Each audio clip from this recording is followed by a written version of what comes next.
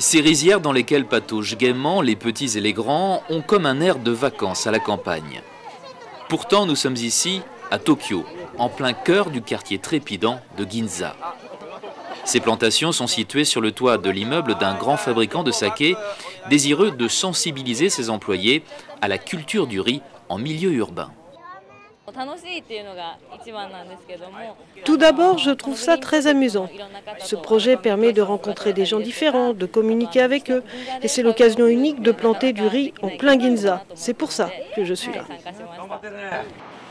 Au sommet d'un gratte-ciel voisin, c'est une autre activité qui occupe ces volontaires. Leur association, baptisée Ginpachi, contraction en japonais des abeilles de Ginza, s'est lancée dans l'apiculture, là aussi en plein centre-ville.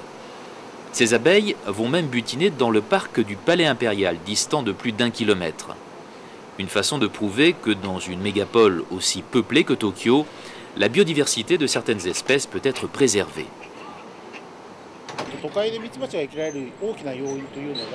La principale raison pour laquelle ces abeilles peuvent survivre, c'est qu'il n'y a pas de pesticides dans les villes. Beaucoup de gens vont et viennent. Ils ne sont pas exposés à ces produits chimiques. Et ce qui est bon pour les humains l'est aussi pour les insectes. Cette production récoltée de façon artisanale finira en bonbons ou en pâtisserie, comme celle vendue dans ce grand magasin de la capitale nippone.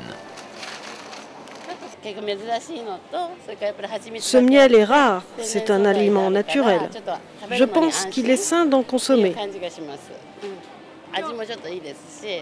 Il a un bon goût et il n'est pas trop sucré. Je l'apprécie beaucoup. Cette année, Ginpachi compte récolter quelques 500 litres de miel issus des meilleurs nectars des parcs tokyoïtes. De quoi concilier écologie et gastronomie.